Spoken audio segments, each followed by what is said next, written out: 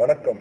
வாழ்க வளமுடன், வாழ்க வளமுடன். அன்பர்களே, எங்களுடைய ஸ்ரீ ஜோதிடபீடத்தின் சார்பாக உங்களை சந்திக்க விரும்பும் நான் உங்கள் பண்டிட் விஜய்.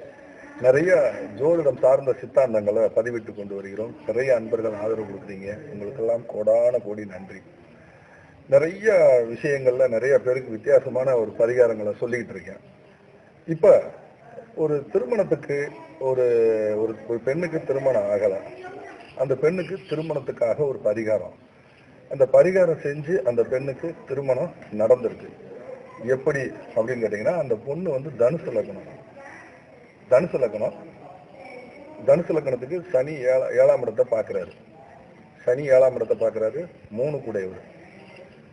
7ஆம் இடத்திலேயே சூரியன் இருக்காரு. 7ஆம் இடத்திலே புதன் இருக்காரு. சனி அந்த 7ஆம் இடத்தை பார்க்கிறாரு. இந்த பொண்ணுக்கு சனி ஒரு வீட்டை பார்க்கும் பொழுது, சனி ஒரு தாமத கிரகம். சனி பகவான் வந்து ஒரு தாமத கிரகம். அவர் 7ஆம் இடத்தை பார்க்கிறாரு. திருமணம் தள்ளிக்கிட்டே போகுது. 7ல் சூரியன் வேற இருக்காரு. சூரியன் போய் 7ஆம் இடத்துல இருந்தாலே இருதார யோகம். ஏற்கனவே மிதுனம் வந்து இரு களத்திரம் வீடுன்னு ஏற்கனவே 12 லக்னங்களுக்கு நான் விளக்கம் கொடுத்துருக்கேன்.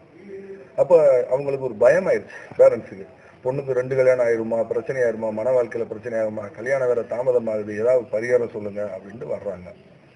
அப்ப நான் உங்களுக்கு என்ன சொன்னேன் அப்படின்னு கேட்டீங்கன்னா, அந்த சூரியன் வந்து மிருகசீரிஷத்துல இருக்கு. சூரியன் மிருகசீரிஷ நட்சத்திரத்துல இருக்கு. சனி அந்த வீட்டை பார்க்கிறாரு. எந்த வீட்டை? மிதுன வீட்டை. தனுசு லக்னத்துக்கு 7. கூடயே புதன் இருக்காரு. சூரியன் புதன் சனியினுடைய பார்வையில அந்த மிதுனம் விழுகுது. சூரியனும் செவ்வாயினுடைய நட்சத்திரம் மிருகசீரிஷத்துல. ஒரு வளைஞ்ச தென்னை மரத்துக்கு அந்த பொண்ணை தண்ணி எடுத்து ஊத்த சொல்லுங்க. சனி தனுசு லக்னத்துக்கு 3 கூடையவர். ஒரு 7 நாளைக்கு 7 வாட்சை உடைக்க சொல்லுங்க. 3ங்கிறது இயக்கம். அப்ப அது ஏற்கனவே அங்க புதன் இருக்காரு. புதன் தான் நாள்காட்டி, கடிகாரம், கம்யூனிகேஷன் சார்ந்த விஷயம் பூரா புதன் தான். ஒரு கோல்டு கலர்ல வாட்ச் வாங்குங்க, கையில கட்டுங்க. டெய்லி ஒவ்வொரு வாட்சா உடைங்க. வளைஞ்ச தென்னை மரத்துக்கு தண்ணி ஊத்துங்க. அப்புறம் ஒரு கும்பாபிஷேக நிகழ்வுல கலந்துக்கோங்க. இதுதான் உங்களுக்கு சொன்னது. இதை செஞ்சு அந்த பொண்ணுக்கு திருமணம் ஆயிருக்கு. ஸோ என்னுடைய பரிகார முறை என்பது ரொம்ப ரொம்ப வித்தியாசமான ஒரு பரிகார முறை. ஸோ நேரில் வர்றவங்களுக்கும் தொலைபேசியில் அழைக்கிறவங்களுக்கும் என்னால் தீர்வு கொடுக்க முடியும். அன்பர்கள் தொலைபேசியில் வெளியூர்லேருந்து வரக்கூடிய அன்பர்கள் செலவு பண்ணிட்டு வர வேண்டாம். ஏன்னா நான் இருக்கிறது கோவையில்.